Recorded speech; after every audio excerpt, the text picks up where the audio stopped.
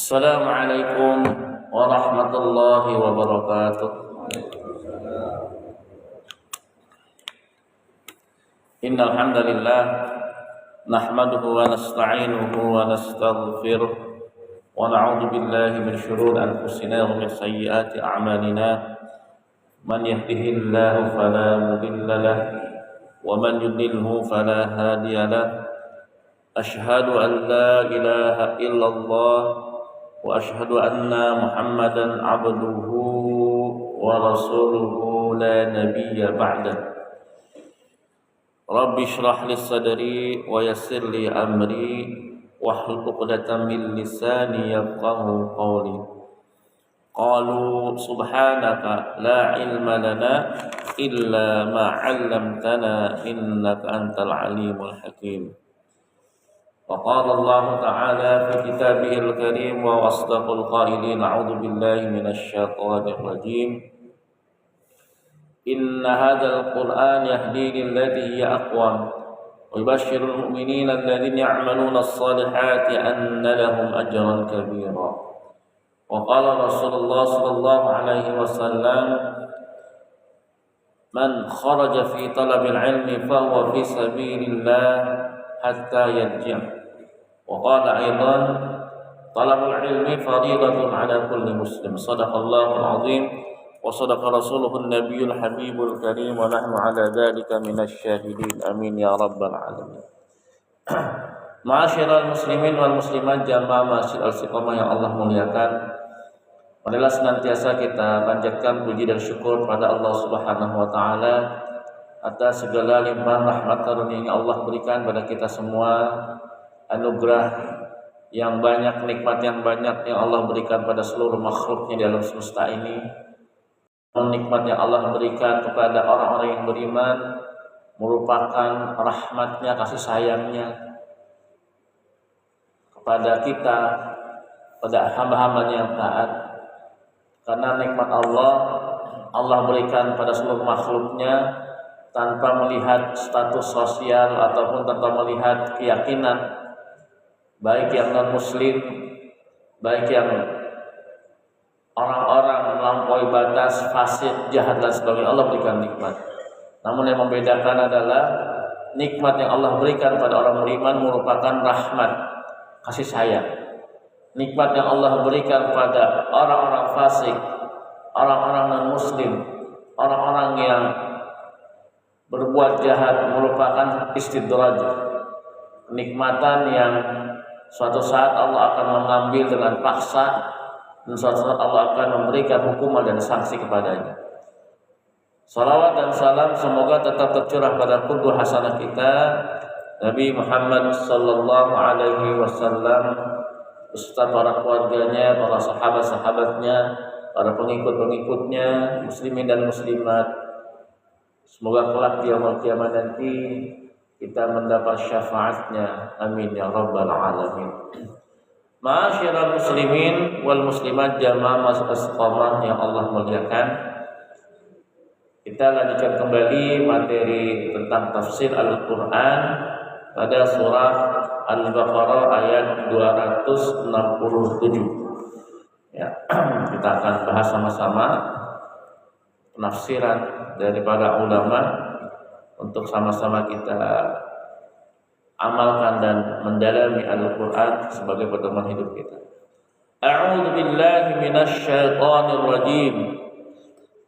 Ya ayyuhalladzina amanu anfiqu min thayyibati ma kasabtum wa mimma akhrajna lakum minal ardh wa la tayammamul khabitha minhu tunfiquna wa lastum bi'akhidhihi illa an tughmidu fihi wa'lamu annallaha ghaniyyun hamid.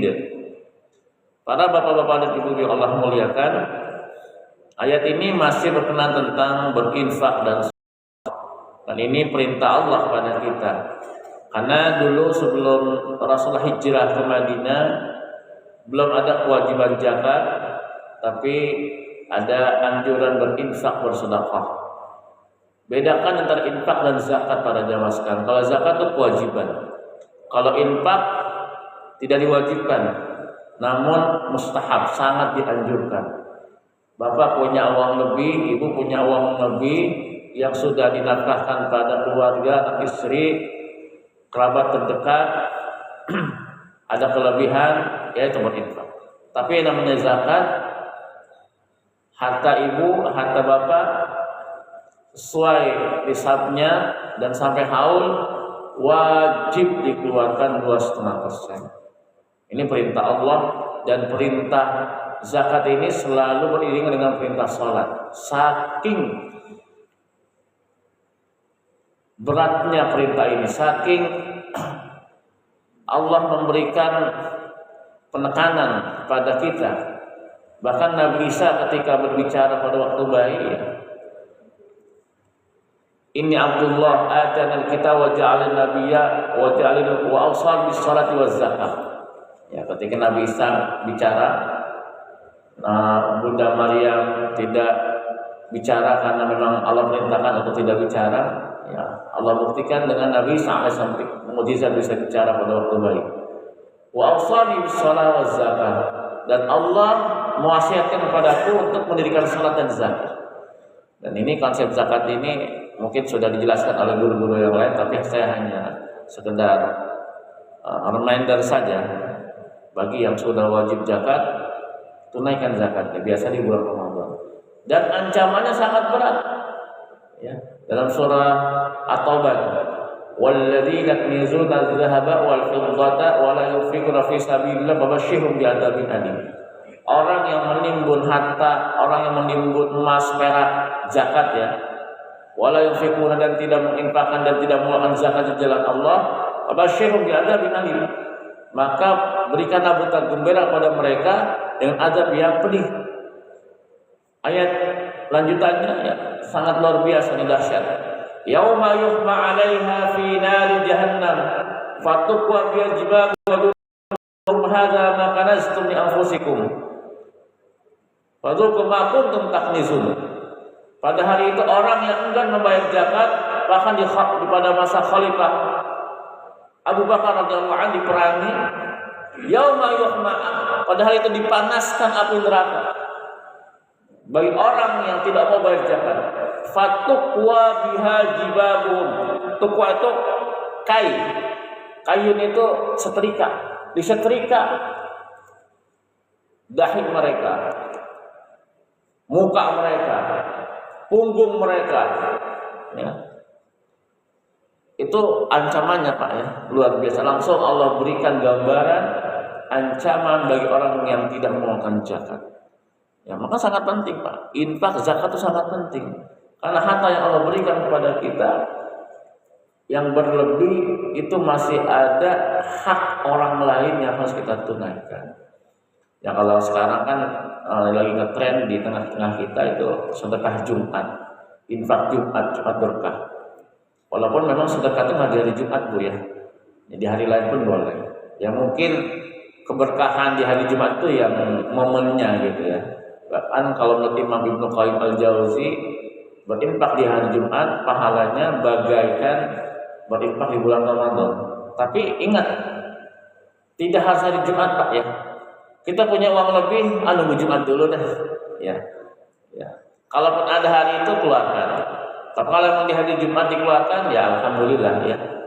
Karena memang momennya hari Jumat itu hujul faqara wal masakin. Momen hajinya para fakir dan miskin. Momennya Aidul Muslimin wal Muslimat. Hari rayanya umat Islam dan muslimin dan muslimat. Ya, kita punya hari raya 3 Bu ya. Hari Jumat, Idul Fitri dan Idul Adha. Ya seperti itu. Kita lanjutkan ya ayyuhalladzina amanu. Wahai orang-orang yang beriman. Nah, ini Allah menggunakan kalimat iman, beriman. Sebagaimana ayat-ayat yang lain, ayat puasa, ayat yang lain yang Allah menggunakan kalimat beriman. Berarti kita dipanggil oleh Allah. Anfiqu mimma min thayyibat. Berinfaklah. Au as-sadaqah. Au az-zakah. Ya, ini dalam penafsiran menurut Ibnu Abbas, berinfak, bersedekah atau zakat. Ya. Ada juga yang mentafsirkan dengan wakaf. Ya, jadi ini maknanya banyak Pak ya. Tapi makna secara umum adalah berinfak. bersedekah. Min thayyibat, dari sesuatu yang baik, ma razaqahum minal amwal alladzi iktasabuha, apa yang Allah berikan pada kalian, rizki dari harta yang kalian usahakan. Thayyibat, ingat, thayyibat, yang baik ya. Kalau sekarang itu, ini tolong dikoreksi Pak ya, para koruptor untuk bisa menyelamatkan hartanya dan tidak bisa diperiksa oleh KPK, harta korupsinya itu disedekahkan, ya, diinfakkan ke masjid. Jadi supaya nggak terdeteksi itu harta korupsi. Ya. Boleh nggak seperti itu? Dengan cara yang tidak baik, tidak boleh. Terus bagaimana pihak masjid menerimanya? Ya, ini kalau memang kita tahu itu harta haram, kita tahu ya kita nolak karena khawatir menjadi mudarat yang tidak baik bagi kita. Tapi itu ujuk-ujuk dia sedekah, kita nggak tahu itu hartanya dari harta korupsi, harta boleh mencuri, harta boleh menipu, tahu berinfak ke masjid tanpa ada omongan apa-apa, ya terima saja. Bagaimana orang non muslim ingin berinfak ke masjid? Ya silakan, terima saja. Ya mungkin dia ingin berbuat baik, saat Pak saya nyumbang semen buat masjid, ya silakan. Ya karena dia ajaran mereka juga sama, ya artinya mengajarkan kebaikan, tapi bukan menyamakan dengan agama kita ya. Artinya untuk masalah kebaikan mereka mengajarkan, tapi tetap agama kita tetap agama yang paling benar. Ya, kemarin saya khutbah itu membahas temanya agak berat diberikan oleh DKM. Temanya bahaya pluralisme dan humanisme. Aduh, ini jamaahnya gimana nih? Ya. Pluralisme itu ya memahami perbedaan menjadi satu keyakinan. Oke, Islam menjunjung tinggi perbedaan. Pluralisme dalam kebangsaan silakan. Pluralisme dalam muamalah silakan. Pluralisme dalam nasionalisme politik silakan, tapi tidak boleh pluralisme dalam hal agama. Artinya menyamakan agama yang lain semuanya benar, tidak boleh dalam hal akidah. Nah itu. Kita berinfak di jalan Allah, usahakan dengan harta yang halal. Ya bukan diusahakan, wajib dengan harta yang halal, dengan hasil keringat kita dari berdagang, dari bekerja, dari usaha, bisnis. Karena apa? Kita nggak tahu harta yang kita ambil itu, harta yang kita dapatkan, apakah ada terselip harta goror, harta syubhat. Walaupun kita yakin ya, apa yang kita usahakan itu dari jalan yang halal, tapi kan kita nggak tahu. Ya, makanya dibersihkan dengan zakat, dibersihkan dengan infak. Min thayyibat, dari sesuatu yang baik-baik. Ya. Saya ingin membersihkan harta saya, tapi harta korupsi saya infakkan, nggak boleh. Ya, jangan, nggak diterima oleh Allah Subhanahu Wa Taala. Kalau ingin bertobat dari harta korupsi, ya kembalikan semua harta itu kepada instansi yang terkait, kepada negara. Bukan dibagi fakir miskin. Ya. Supaya apa? Membersihkan harta? Ya bukan, karena bukan jalurnya itu. Ya, seperti itu. Wa mimma akhrajna lakum minal ard, dengan apa-apa yang kami keluarkan dari bumi ini, ya tanaman, ya ada zakat zakat pertanian, ya, zakat peternakan dan lain sebagainya. Nah, ini ada lagi anjuran dari Allah Subhanahu wa taala. Wala tayammamul khabitha minhu tunfikuna, janganlah kalian mencampurkan kejelekan, keburukan dengan apa yang kalian infakkan. Infakkanlah dengan harta yang terbaik, infakkanlah dengan hasil yang baik. Saya mau memberi makan orang miskin, tapi lauknya apa? Ikan asin. Boleh nggak? Ya boleh. Tapi masa kebangetan ikan asin gitu kan. Dan terbaik apa yang disukai masyarakat? Oke lah, minimal ikan, ya kan disukai. Kan ikan asin itu kan ada yang suka, ada yang enggak ya. Ikan peda nih saya ngasih sedekah Jumat. Ya. Oh saya ngasih ayam, ngasih daging yang terbaik. Dan ini ada kisah anak Nabi Adam alaihissalam, Qabil dan Habil. Nah, kita tahu ya dulu ketika zaman Nabi Adam itu kan belum banyak manusia yang menduduki bumi ini ya, yang menghuni bumi ini. Akhirnya kan ada syariat di zaman Nabi Adam alaihissalam boleh nikah sama saudara kandung. Tapi dulu dengan syarat tidak boleh menikah dengan saudara kandung yang lahirnya bersamaan, kembar. Ya. Jadi disilang tuh. Habil dinikahkan oleh Iklimah yang wajahnya dijodohkan oleh Iklimah yang wajahnya cantik. Nah, Qabil itu satu kandung, satu rahim bersamaan dengan Labuda. Dengan Iklimah ya. Qabil dengan Habil dengan Labuda, artinya tidak bersamaan lahirnya. Nah, Qabil ini dijodohkan dengan Labuda, dia tidak terima. Akhirnya Nabi Adam memberikan sebuah ujian pada mereka, silakan kalian infak pada Allah, bersedekah pada Allah, berkorban pada Allah, mana yang Allah terima dengan kurban yang terbaik atau dengan infak yang terbaik. Habil berinfak dengan hasil ternaknya, dengan kambing. Ya pokoknya diserahkan pada Allah. Nah Qabil ini kan suka bertani, cocok tanam. Dia menginfakkan hartanya dengan apa? Dengan sayur-sayur yang sudah tidak baik kualitasnya. Ya jelas, yang Allah terima itu yang terbaik. Itu Pak ya. Ya ini menjadi pelajaran bagi kita. Dan juga untuk kedepannya Pak ya, ketika berkurban Pak, ini pernah saya sampaikan di sini, mengingatkan saya juga. Ketika Bapak Ibu punya budget itu 3 juta atau 4 juta diniatkan untuk berkurban, udah cari hewan kurban yang harga segitu. Ya, saya punya budget 4 juta, datang ke pedagangnya, pedagang hewannya. Pak ini harganya berapa? Oh ini 4 juta, bisa nggak ditawar jadi 2.500.000? Berarti kan perhitungan gitu. Ya walaupun sah-sah saja. Bapak dari punya modal 4 juta, beli 2,5 juta, 2,5 juta tuh sah-sah saja. Tapi kan nggak etis Pak. Kita punya budget, punya budget 2,5 juta, cari yang 2,5 juta. Yang terbaik, terbaik yang kita mampu 2,5 juta. Udah. Oh yang kita mampu 3 juta, beli yang 3 juta.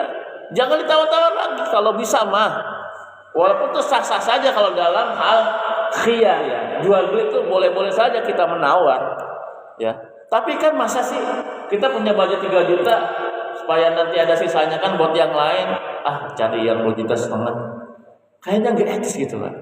Berarti kan apa? Kita berinfak bukan yang terbaik untuk Allah.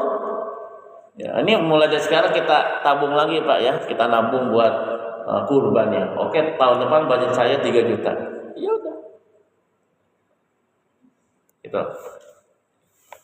Walastum bi akhiri illa an taqmudu fi. Dan kamu tuh tidak menginginkan untuk menginfakkan harta yang bukan terbaik bagi kita. Ya. Untuk hidup yang menjadikan atau gini, pandangan sinis. Ya. Jadi kalau kita berinfak pada Allah Subhanahu wa taala jangan perhitungan. Ya, jangan perhitungan. Sesuai dengan budget yang kita miliki. Ya. Saat saya infak ada uang 100.000 ada kembaliannya enggak? Kembaliannya 90.000. Kayaknya gimana gitu Pak ya. Ya walaupun sah-sah saja Pak ya, enggak ada yang melarang. Ya. Pada DKM saya punya uang 50.000 infak, kembali 45.000 ya. Boleh nggak Bu? Boleh. Tapi kalau kayak gitu kan gimana ya? Kayaknya ya udah kalau ada uang 50.000, udah 50.000. Ya kalau mau ingin infak ribu, nggak ada uangnya 5.000 ya nggak usah infak. Kecuali kalau ada uang 5.000. Ada yang kayak gitu, pernah ada gitu. Saat ini uang 100.000 saya infak kembali 90.000 ya. Ya. Itu namanya antumidufih namanya tuh. Ya, artinya dengan sesuatu yang sinis ya, atau dengan sesuatu yang tidak etis gitu. Ya, pokoknya punya uang segini ya udah kita infakkan. Ya. Jangan ada tawar-menawar dalam berinfak ya. Istilahnya gitu ya. Walaupun itu boleh-boleh saja, tapi tadi perintah Allah yang terbaik, dan jangan ada sesuatu yang membuat kita itu berinfak kayaknya agak berat sebelah gitu Bu ya. Ya udah yang terbaik untuk Allah Subhanahu wa taala. Wa'lamu annallaha ghaniyyun hamid. Dan ketahuilah sesungguhnya Allah itu maha kaya dan maha terpuji. Kita berinfak untuk Allah enggak mengurangi kekayaan Allah. Bukan berarti Allah miskin, enggak. Kita enggak berinfak pun Allah tuh enggak akan pernah miskin. Allah maha kaya. Kita berinfak pada Allah yaitu membuktikan ketaatan kita pada Allah Subhanahu wa taala. Kita berzakat membuktikan ketaatan kita pada Allah Subhanahu wa taala. Ayat selanjutnya nih, Bapak Ibu sekalian. Setan pun menggoda kita dalam berinfak. Asy-syaitanu ya'idukumul faqra wa ya'murukum bil fahsya. Ya. Setan itu menjanjikan kalian kefakiran, ya, dan menyuruh kalian dengan fahsya, kemungkaran, kemaksiatan, keburukan, kejelekan. Ini yang pernah terjadi kepada Nabi Allah Ibrahim alaihissalam, ya, Nabi Allah Ibrahim alaihissalam. Dan ini menjadi ujian bagi kita nih Pak. Ketika Allah perintahkan Nabi Ibrahim menyembelih anaknya, itu kan sebelum disembelih dalam sejarah, dalam kisah itu digoda sama iblis Pak. Benar gak? Hai Ibrahim, ngapain kamu menyembelih anakmu? Tega kamu, bapak kamu, jahat kamu sama anak kamu. Udah habis lahir tinggalin di lembah, nggak tanggung jawab, begitu istilahnya gitu ya. Ya. Tega kamu Ibrahim. Tapi apa? Beliau yakin itu perintah Allah Subhanahu wa taala. Jangan menggoda saya. Digoda lagi Ismail. Ismail, mau aja kamu mau disembelih sama ayah kamu. Ayah kamu kan jarang ke sini, enggak setiap hari nemuin kamu. Ayah kamu kan di Palestina. Kamu di Mekah, di daerah ya di Mekah ya kan, Palestina Mekah itu kan jauh Pak. Ya kan? Beliau kan sama istri yang pertama Sarah gitu. Ngapain kamu punya bapak udah jarang datang, jarangnya juga ngunjungin kamu juga sewaktu-waktu aja mau disembelih. Tapi apa Nabi Ismail? Ini perintah Allah, jangan goda saya. Ya. Akhirnya ya karena perintah Allah, Allah berikan hikmah. Ini yang terjadi ketika memang waktu kurban Pak ya. Kadang-kadang kita ada uang lebih, aduh sayang ya, ini kan buat kuliah anak saya ya. Kalau misalnya saya keluarkan 3 juta nanti berkurang. Setan tuh Pak. Ya. Asy-syaitan ya'il faqra. Setan itu menjanjikan kefakiran. Jadi menganggap ketika kita berkurban di jalan Allah, membeli hewan kurban, nanti jadi fakir. Ada aja ujian Pak yang benar ya Pak. Ada. Saya ada tetangga, saya nggak sebutkan, saya pada menyetak pensiunan. Ya pensiunan di bandara ya, yang gajinya besar. Ya, dia tanya ke saya udah pensiun, tapi ini waktunya korban nih. Ini uang ada sih uang lebih, tapi buat nanti buat kuliah anak saya tinggal satu-satunya yang buat ini. Ya saya bilang, ya cuma tergantung Bapak. Kalau kita cinta sama Allah, lebih pentingkan Allah, ya keluarkan kurban.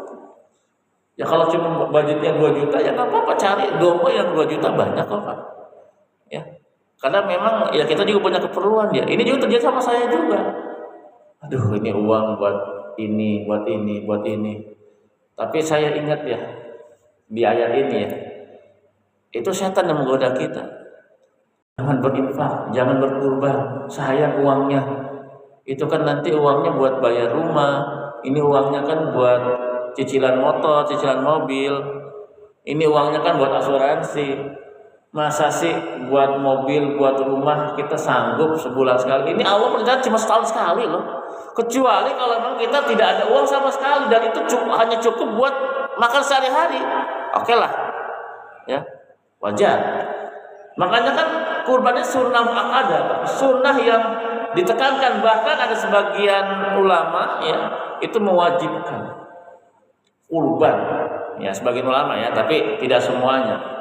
Bahkan Rasulullah mengancam dalam hadisnya itu, man wajada sa'atan falam yudhi fala yaqrabanna musallana hadza. Ini ancaman Rasulullah itu.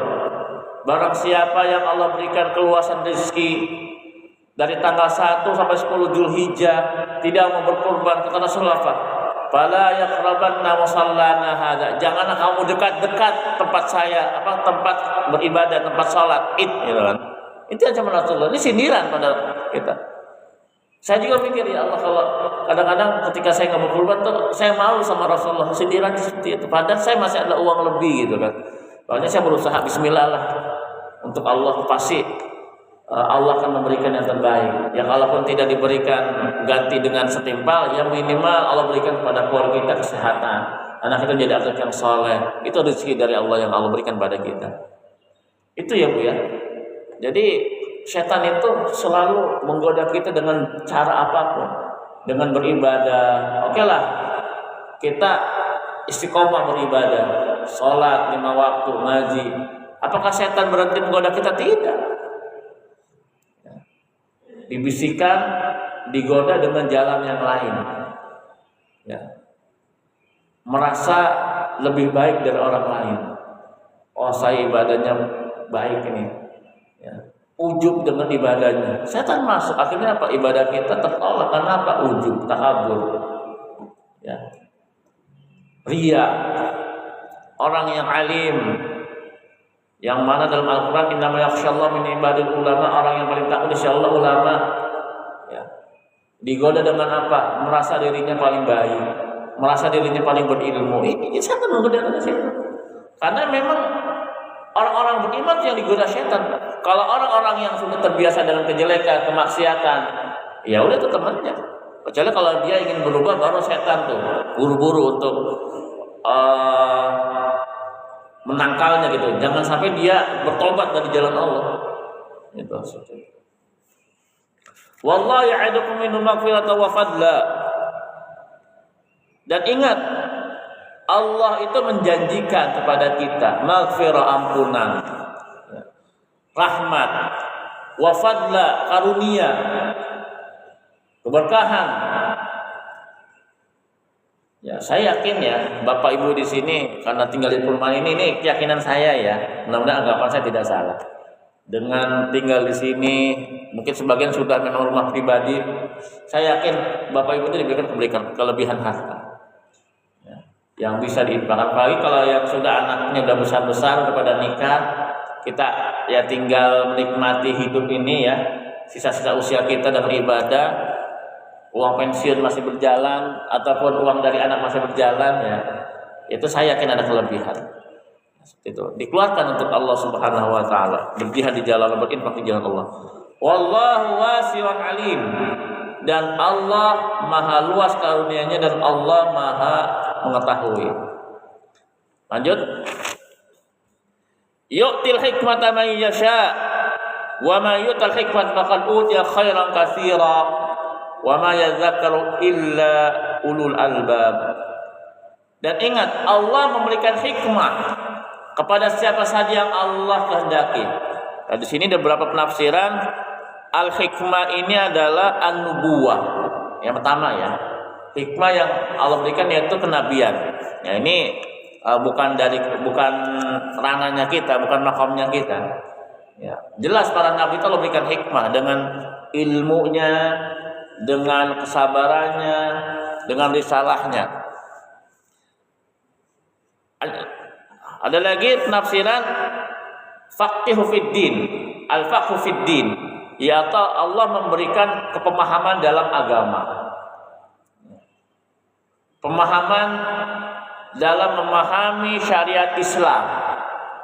Saya yakin kalau untuk masalah salat mah insyaallah sudah paham untuk masalah gerakan, baca doanya.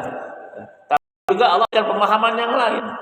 Nah, di sini yang tadi saya baca di pamflet itu di pengumumannya, setiap hari Ahad juga ada kajian. Hari Minggu, hari Sabtu juga ada kajian. Nah, itu kan berarti kesempatan kita untuk memahami agama ini, walaupun memang agama Islam ini kalau dipelajari sampai mati nggak akan pernah cukup, Pak. Sampai mati nggak akan pernah cukup. Saking luasnya ilmu Allah, itu yang Allah berikan di dunia ini hanya setetes, setitik.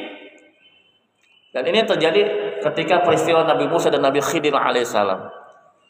Ya ini dalam hadis qudsi, Pak, hadis sahih itu kan.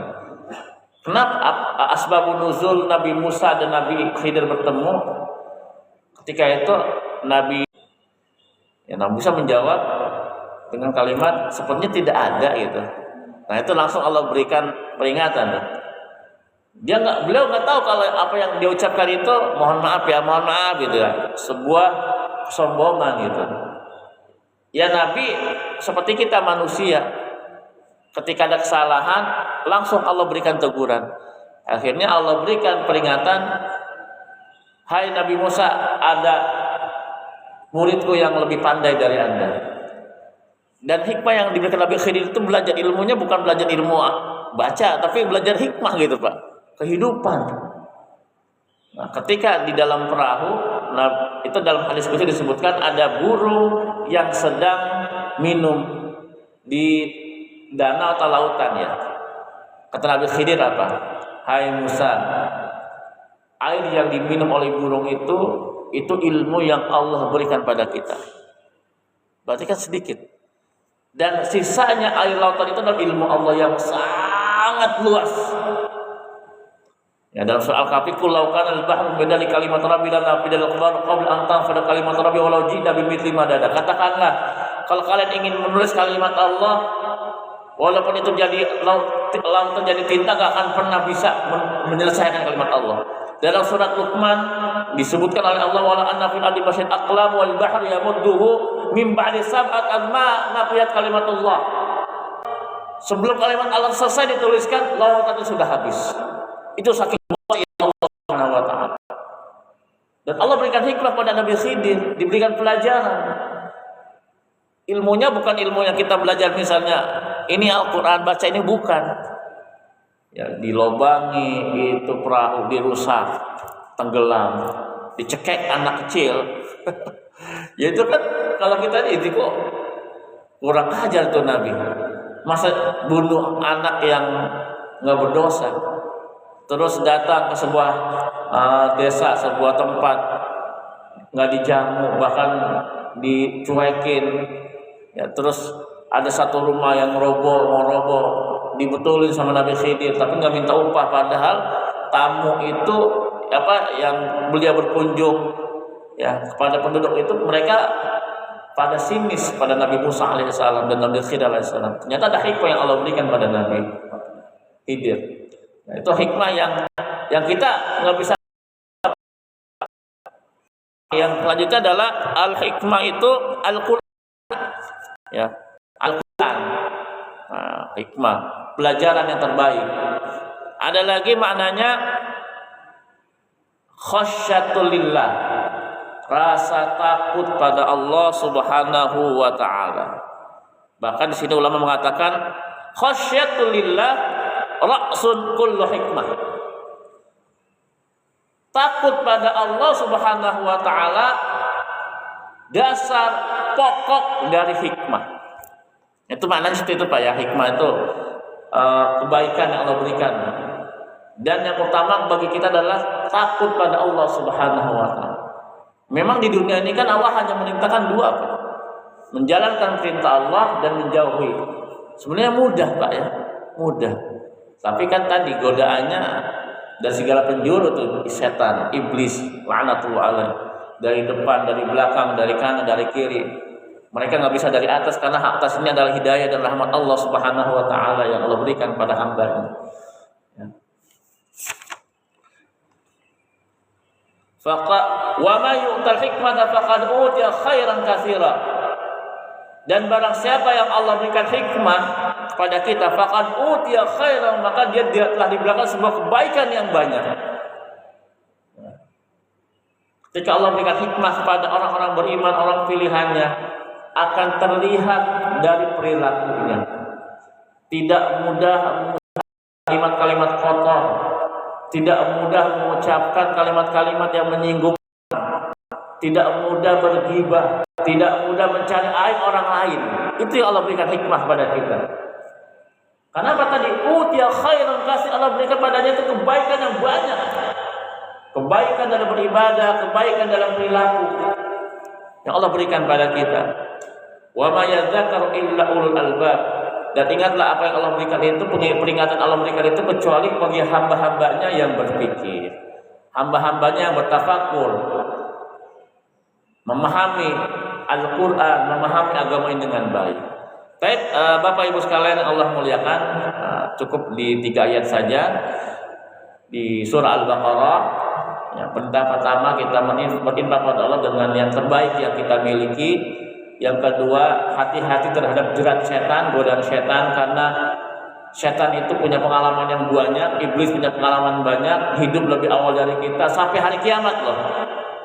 Iblis itu Allah panjang usiakan sampai hari kiamat. Kecuali jin ya, jin itu bisa mati. Kecuali iblis itu dia sampai hari kiamat Allah tangguhkan. Allah berikan rahmat juga sama dia, ya. Allah berikan kasih sayangnya.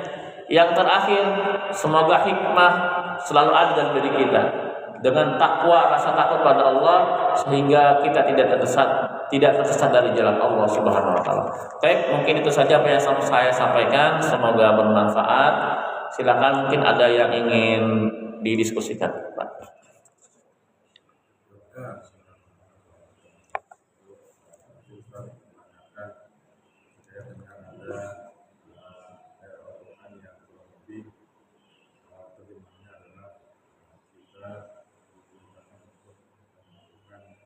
Berniaga dengan Allah.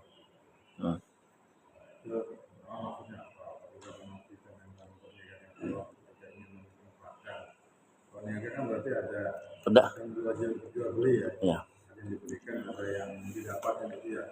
Boleh nggak kita melakukan suatu kegiatan atau suatu salah satunya infak atau sedekah gitu ya? Misalkan dari Allah mungkin lebih gitu ya. Keuntungan gitu ya, keuntungan bagi kita. Dalam bentuk apapun gitu ya. Maka itu memang perkenalkan. Dan kalau misalnya kita nyata ingin berniaga kepada Allah, itu memang sudah menjalankan perintah Allah tersebut sehingga memang diperkenalkan atau mungkin mana dianjurkan atau mungkin ada yang bilang ya kita nggak perlu memanfaatkan sesuatu dari Allah atau memberikan infak. Di surat As-Saff itu ya, juz 28 ya. Ini kan memang perintah Allah juga ya. Perintah Allah, bahkan tadi apa yang Bapak sampaikan, berniaga. Ya ayyuhalladzina amanu hal adullukum ala tijaratin tunjikum min adzabin alim. Nah, ini surat As-Saff juz 28. Saya lupa ayat berapa. Ada juga di surat At-Taubah, innallaha ashtara minal mu'minina anfusahum wa amwalahum bi anna lahumul jannah. Ya itu ya. Hai orang-orang yang beriman, maukah saya tunjukkan pada kalian ala tijaratin, perniagaan yang tidak pernah rugi, kayak itu ya, yang akan menyelamatkan kalian dari azab Allah. Tu'minu billahi wa tujahidu fi sabilihi bi amwalikum wa anfusikum. Beriman pada Allah, pada Rasulnya, berjihad di jalan Allah, dan berinfak dengan harta dan tenaga, dengan fisik. Boleh nggak Ustaz kalau kita berinfak itu kan sama dengan berniaga dengan Allah? Ini kan perintah Allah, benar. Ketika kita berinfak berarti kan ada transaksi jual beli pada Allah. Berarti kan ketika ada transaksi jual beli pada Allah, kita mengharapkan keuntungan. Boleh. Keuntungan apa? ya udah keuntungan yang mungkin nanti Allah berikan pada kita, harta kita akan bertambah lagi. Boleh. Bahkan dalam hadis itu kan manaqasat bisadaqah, ya, tidak akan pernah berkurang harta yang disedekahkan. Bal yazid, bahkan bertambah. Ini yang keuntungan yang Allah berikan pada kita. Ketika kita berinfak, keuntungannya apa yang Allah berikan pada kita? Pertama adalah pahala, yang kedua harta kita akan bertambah terus berkah dan sebagainya. Ini keuntungan, ya. Tapi memang seyogianya ketika kita berniaga pada Allah, jual beli pada Allah, ya udah niatkan karena Allah, itu yang paling utama. Walaupun sah-sah saja ketika kita berinfak, ya Allah semoga nanti harta saya akan bertambah. Apalagi yang berdagang, Pak, ya. Ini ada jamaah saya, jamaah rukyah, ya. Setiap subuh itu berinfak buat pondok. Barusan ini kalau saya bangun ini jam 4 ya, jam 4 bangun. Sekarang kan subuhnya agak telat ya, agak ke belakang. Saya pasti ada notifikasi 5 menit lagi, benar. Ting, saat saya infak. Dia niatkan untuk apa? Supaya dilancarkan punya keturunan. Beliau nikahnya ketelat juga, usia 30-an ya. Bismillah Bu, semoga Allah mudahkan. Berarti kan ada sebuah niatan, boleh saja.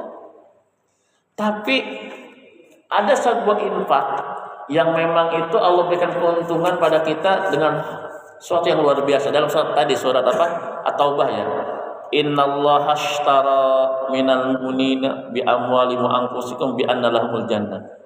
Ketika kita berinfak jalan Allah, Allah sudah membeli diri kita, ya, dan keuntungan buat kita apa? Jannah, surga.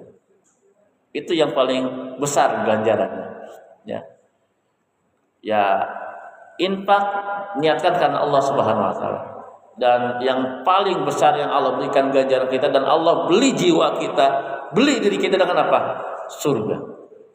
Makanya kan ketika sahabat perang itu ya, perang Tabuk ya, Abu Bakar tuh nggak segan-segan menginfakkan hartanya seluruhnya ya. Bayangin Pak. Abdurrahman bin Auf, sebagian ulama sirah mengatakan beliau infak itu dengan 6.000 ekor unta. Yang satu untanya mungkin 100 juta, kali 6.000 berapa Pak? Ada kali berapa ratus miliar ya? Ada nggak sekarang di masa ini umat Islam yang sangat dermawan yang berinfak itu mungkin sekali infak 500 miliar? Ada nggak? Mungkin ada, tapi kan kayak sayang Pak ya. Abdurrahman bin Auf 6.000 ekor unta, orang paling kaya. Beliau ya udah bismillah karena Allah. Bahkan dia mau miskin aja nggak bisa Pak. Saya mau miskin. Ya.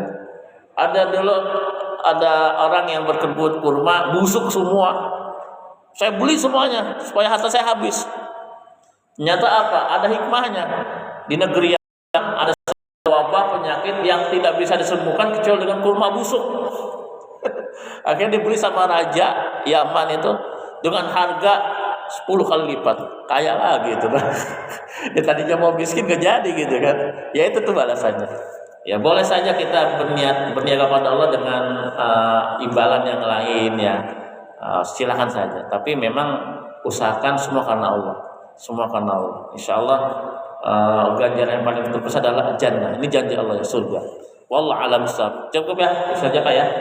Mungkin itu saja apa yang saya sampaikan. Sekali lagi, kalau ada kata-kata yang kurang berkenan, mohon dibuka pintu maaf yang seluas-luasnya. Yang benar datangnya dari Allah Subhanahu wa taala, yang salah dari saya pribadi al-fakir. Mohon maaf atas kekurangan. Kita tutup dengan hamdalah. Alhamdulillahirabbil alamin. Subhanakallahumma wa bihamdika asyhadu an la ilaha illa anta astaghfiruka wa atubu ilaik. Aqulu qouli hadza. Assalamualaikum warahmatullahi wabarakatuh. Pak, sama-sama. Afan.